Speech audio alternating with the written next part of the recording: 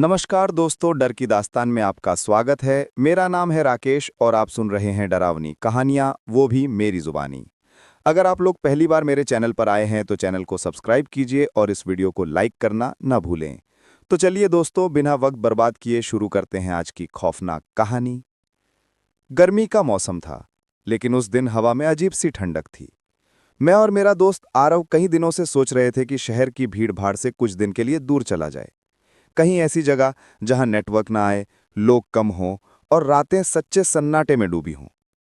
बहुत खोजबीन के बाद हमें एक जगह मिली, नैनपुर गांव। एक छोटा सा गांव जो एक पुराने जंगल के किनारे बसा था। इंटरनेट पर इसके बारे में ज्यादा जानकारी नहीं थी, बस कुछ धुंधली तस्वीरें, पुराने घर, टूटी दीवारें और पीछे दूर तक फैला जंगल। हमें वही चाहिए था, अकेलापन और रोमांच। सुबह जल्दी बाइक उठाई और निकल पड़े। रास्ता लंबा था, लेकिन सफर दिलचस्प लग रहा था। पहले तो हंसी मजाक में सब मजेदार था। आरव गाने गा रहा था, मैं कैमरे से रास्ते के वीडियो ले रहा था। लेकिन जैसे जैसे हम नैनपुर के पास पहुंचे, माहौल बदलने लगा। सड़क संकरी होती गई, पेड़ों की शाखाएं सड़क पर झुकाईं और हवा में अजीब सी गंध थी, जैसे किसी पुराने कमरे में नमी और बासीपन हो। आरव ने गूगल मैप देखा, बस 3 किलोमीटर रह गया है। मैंने कहा, चल जल्दी पहुंचे, शाम होने लगी है। रास्ता अब पक्की सड़क से कच्चे रास्ते में बदल चुका था। दाएं तरफ जंगल था, जहां सूरज की आखिरी किरणें भी अब पेड़ों के बीच खो चुकी थी। हवा अब ठंडी लगने लगी थी और सन्नाटा गहरा। मैंने अचानक देखा, जंगल की तरफ कोई खड़ा था, सिर्फ एक परछाई जो बिना हिले डुले हमें देख रही थी। मैंने आरव को कहा, वो देख, कोई है वहां। पर जब उसने देखा, वहां कुछ नहीं था। आरव हंस पड़ा, तू ज्यादा हॉरर फिल्में देखता है। मैंने भी मुस्कुराने की कोशिश की, पर दिल में बेचैनी उतर गई थी। आखिर हम गांव पहुंचे। नैनपुर वैसा नहीं था जैसा हमने सोचा था। चारों तरफ टूटे घर, उखड़ी हुई दीवारें और हर जगह सन्नाटा। गांव की गलियां खाली थी, जैसे सालों से यहां कोई रहता ही ना हो। थोड़ी दूर एक बूढ़ा आदमी दिखाई दिया, जो एक पुराने कुएं के पास बैठा था। हम उसके पास गए। मैंने पूछा, बाबा, यहां कोई ठहरने की जगह मिलेगी? बूढ़े ने धीरे से सिर उठाया। उसकी आंखें धुंधली थी, पर ऐसा लगा जैसे वो हमें पहले से जानता हो। उसने धीमी आवाज में कहा, बेटा, यहां रात मत बिताना। नैनपुर अब सिर्फ गांव नहीं रहा, यहां वो भी रहते हैं जो दिखते नहीं। आरव ने धीरे से हंसते हुए कहा, बाबा कोई पुरानी कहानी सुना रहे हैं। पर बूढ़े की आंखों में जो डर था, वो बनावटी नहीं लग रहा था। हम आगे बढ़े और गांव के छोर पर एक पुराना घर देखा। लकड़ी का बना, दरवाजे टूटे हुए और भीतर जाले टंगे थे। हमें वहीं रात बिताने का फैसला करना पड़ा। रात तक सब ठीक लगा, लेकिन जब घड़ी ने 11 साढ़े 11 बजाए, बाहर से किसी के चलने की आवाज आने लगी, धीरे धीरे, जैसे कोई चारों तरफ घूम रहा हो। आरव बोला, शायद कोई जानवर होगा। पर जानवर इंसान की तरह नहीं चलते, और वो आवाज इंसान की थी, धीमी पर साफ। टप टप टप। फिर किसी ने दरवाजे के ठीक बाहर से कहा, कौन आए हैं यहां? हम दोनों जम गए। आरव ने टॉर्च उठाई और दरवाजा खोला। बाहर कुछ नहीं था, सिर्फ ठंडी हवा और मिट्टी पर किसी के नंगे पैरों के निशान, जो दरवाजे से शुरू होकर खेतों की ओर जाते थे और अचानक गायब हो गए। उस रात हम दोनों में से किसी ने नींद नहीं ली, पर दोनों ने कुछ कहा भी नहीं। बस चुपचाप खिड़की के बाहर झांकते रहे, जहां पेड़ों की परछाइयों के बीच कुछ हिलता डुलता दिखता रहा। सुबह की हवा भारी थी, जैसे रात की बातें अब भी उसमें अटकी हों। आरव खामोश था। मैंने कई बार उससे पूछा, कल जो देखा वो तूने सच में देखा था ना? वो बस सिर हिलाकर रह गया। घर के बाहर मिट्टी पर हमारे जूतों के अलावा एक और जोड़ी नंगे पैरों के निशान बने थे, छोटे लेकिन गहरे, जैसे कोई घंटों वहीं खड़ा रहा हो। मैंने कैमरा उठाया, पर फोटो लेने की हिम्मत नहीं हुई। हमने तय किया कि अब हमें नैनपुर के बारे में और जानना होगा। गांव में अब भी लोग थे, लेकिन सब दूर दूर रहते थे। किसी के घर से धुआं उठता दिखता, पर जब पास जाते तो दरवाजे बंद। हर कोई जैसे हमें देखकर छिप जाता था। आखिर एक बूढ़ी औरत मिली, जो घर के बाहर धूप में बैठी थी। उसके बाल सफेद, चेहरे पर झुर्रियां और आंखों में गहरी थकान थी। मैंने पूछा, मां, यहां के लोग इतने डरते क्यों हैं? वो बोली, डर नहीं बेटा, आदत है। नैनपुर ने बहुत देख लिया है। यहाँ कोई किसी से ज्यादा बोलता नहीं, बस जीने की कोशिश करता है। मैंने कहा, कल रात यहाँ किसी औरत की आवाज आई थी जो किसी का नाम पुकार रही थी। वो पल भर के लिए चुप हो गई, फिर बोली, उसका नाम मत लेना बेटा, वो अब भी यहीं है। सालों पहले इस गांव में नीरा नाम की लड़की रहती थी। सुंदर थी, लेकिन किस्मत उसकी काली थी। मैं और आरव ध्यान से सुनने लगे। वो बोली, नीरा की शादी गांव के ही एक लड़के से तय हुई थी, लेकिन उस लड़के को शहर की एक और लड़की से प्यार हो गया। शादी के दिन उसने नीरा को धोखा दे दिया। नीरा ने सबके सामने उस कुएं में छलांग लगा दी जहां आज कोई पानी नहीं है, सिर्फ सन्नाटा है। कहते हैं उसने मरने से पहले कहा था, मैं लौटूंगी हर उस चेहरे के पीछे जो झूठ बोलेगा। आरव ने धीरे से कहा, और अब वो बूढ़ी औरत बोली, हाँ बेटा, वही है जो अब तक किसी को जाने नहीं देती। हम दोनों चुप रह गए। हवा ठंडी हो गई थी और चारों तरफ सन्नाटा। वो औरत उठी और धीरे से बोली, अगर शाम के बाद हवा में धुआं दिखे, भाग जाना, रुकना मत। हमने सिर हिलाया और वहां से चल दिए। आरव ने कहा, अब तो साफ है, यही वो औरत है जिसने हमें देखा, पर वो हमें क्यों बुला रही है? मुझे जवाब नहीं पता था, पर अंदर कहीं एक अजीब सा एहसास था, जैसे वो सिर्फ डराना नहीं चाहती, बल्कि कुछ कहना चाहती है। शाम को जब सूरज ढलने लगा, जंगल की तरफ से वही धुआं उठने लगा जिसकी चेतावनी उस औरत ने दी थी। साथ ही हवा में किसी के गाने की धीमी आवाज गूंजने लगी, नीरा नीरा। आरव बोला, क्या तू सुन रहा है? मैंने सिर हिलाया।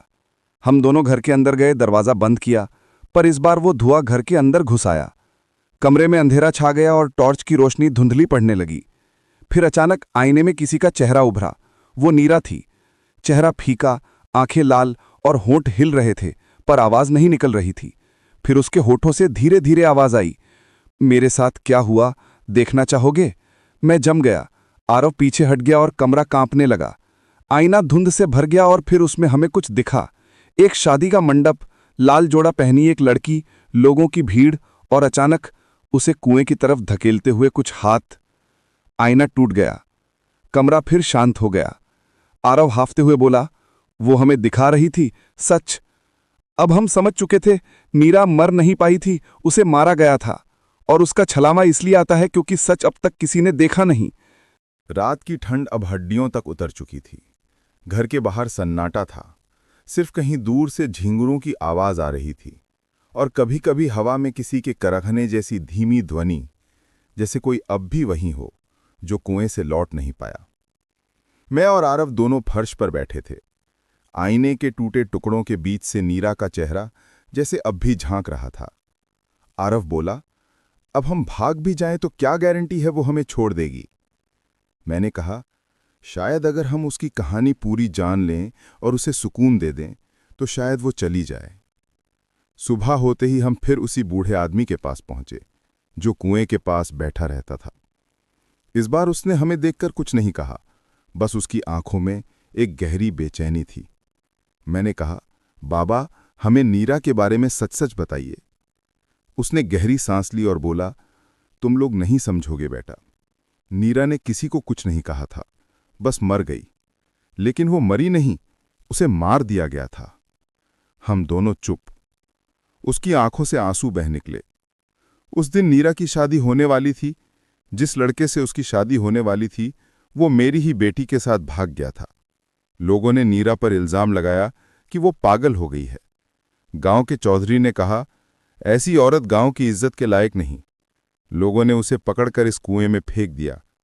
बूढ़ा सिसक पड़ा। मैं वहीं था, कुछ कर नहीं पाया, और तभी से इस गांव में चैन नहीं है। आरव ने कांपते हुए कहा, तो ये गांव इसलिए खाली हुआ? हाँ बेटा, बूढ़ा बोला, जो भी यहां बसने आता है वो उसे देख लेता है, कभी किसी की परछाई में, कभी अपनी परछाई में। अब सब साफ था। नीरा का छलावा बदले के लिए नहीं, सच्चाई दिखाने के लिए लौटता था। हमने तय किया कि अब हम उसे शांति दिलाएंगे। उस रात हमने गांव के बीच एक छोटा सा दीपक जलाया, ठीक उसी कुएं के पास। बूढ़ा भी हमारे साथ था। हवा भारी थी और आसमान बादलों से ढका। मैंने धीरे से कहा, नीरा, अगर तू यहां है तो बता तुझे क्या चाहिए? कुछ पल सन्नाटा रहा। फिर कुएं के पानी की गहराई से बुलबुले उठे और धुएं के बीच वो आकृति फिर सामने आई। वही चेहरा, वही आंखें, पर इस बार उनमें डर नहीं, दर्द था। वो धीरे धीरे आगे बढ़ी, उसके आंसू हवा में घुल रहे थे। उसने कहा, मैंने कुछ नहीं किया था, बस सच्चा प्यार किया था, पर मुझे झूठा कहकर मिटा दिया गया। मैंने हाथ जोड़ लिए। हम जानते हैं तू निर्दोष थी, अब हम तेरा सच इस गांव तक पहुंचाएंगे। वो मुस्कुराई, एक हल्की उदास मुस्कान। फिर उसने मेरी ओर झुककर कहा, जब कोई मेरी कहानी सुनेगा तब मैं सच में चली जाऊंगी। उसके शब्द हवा में खो गए और वो आकृति धीरे धीरे धुएं में बदल गई। कुएं के चारों तरफ हवा घूमी, दिए की लौ तेज हुई और फिर बुझ गई। उस पल पहली बार नैनपुर में सन्नाटा नहीं था, बल्कि एक शांति थी। सुबह जब सूरज उगा तो गांव की हवा अलग लग रही थी। पेड़ हरे थे, हवा में ठंडक नहीं थी, और वो बूढ़ा पहली बार मुस्कुरा रहा था। आरव ने धीरे से कहा, लगता है वो चली गई। मैंने आसमान की ओर देखा। नीरा अब छलावा नहीं थी, वो मुक्त थी। सुबह की किरणें अब नैनपुर की गलियों में धीरे धीरे उतर रही थीं। कई सालों बाद शायद पहली बार ये गांव शांत था। कुएं के पास वो हल्की सी धुंध अब भी थी, पर अब उसमें डर नहीं था। मैं और आरव अपने बैग उठाकर निकलने को तैयार थे। घर की टूटी दीवारों, सूने आंगनों और उस रास्ते को आखिरी बार देखा जहां हम पहली बार उस रात भागते हुए गुजरे थे। चलो दोस्त, आरव बोला, अब यहां कुछ नहीं बचा। पर जाने से पहले मैंने पीछे मुड़कर देखा। कुएं के पास वो बूढ़ा आदमी खड़ा था। उसके हाथ में वही दीपक था जो हमने कल जलाया था, और उसकी आंखों में एक गहरी शांति थी। वो बोला, धन्यवाद बेटा, नीरा अब चैन में है, पर याद रखना, कुछ सच कभी मरते नहीं, बस सो जाते हैं। मैंने हल्की मुस्कान दी। हमने गाड़ी स्टार्ट की और नैनपुर की पगडंडी से बाहर निकलने लगे। हवा अब साफ थी, पर भीतर कुछ अजीब महसूस हो रहा था। रास्ते में पेड़ों के झुरमुट के बीच सूरज की किरणें गिर रही थीं और धूल के कण हवा में ऐसे नाच रहे थे जैसे किसी की आत्मा विदा ले रही हो। थोड़ी दूर चलते ही आरव ने अचानक कहा, सुन, पीछे कुछ हिला क्या? मैंने शीशे में देखा। कुएं की दिशा में एक धुंधली आकृति खड़ी थी, धीरे धीरे हाथ हिला रही थी, जैसे विदा कह रही हो। मैंने कुछ नहीं कहा, बस सिर झुकाया। आरव ने इंजन तेज किया। हम दोनों चुप थे, पर अंदर कुछ हल्का महसूस हो रहा था। नैनपुर अब पीछे छूट चुका था, लेकिन उसकी कहानी हमारे साथ थी। कई साल बीत गए। मैं शहर लौट आया, अपनी जिंदगी में व्यस्त हो गया। पर हर साल जब वही दिन आता जब हमने नीरा को मुक्त किया था, तो मैं एक दीपक जलाता हूं, बिल्कुल उसी तरह जैसे उस रात कुएं के पास जलाया था। और हर बार हवा में वही हल्की ठंडक महसूस होती है, जैसे कोई अब भी पास से गुजरकर मुस्कुरा रहा हो। कभी कभी रात में जब अकेला होता हूं तो आईने में अपने पीछे एक धुंधली परछाई दिखती है, और वो धीरे से फुसफुसाती है, धन्यवाद, अब मैं सच में चली गई हूं। नैनपुर का रहस्य, कहानी खत्म हुई, पर उसका एहसास अब भी जिंदा है, क्योंकि कुछ आत्माएं मरती नहीं, वो बस तब तक भटकती हैं जब तक उनका सच सुना नहीं जाता।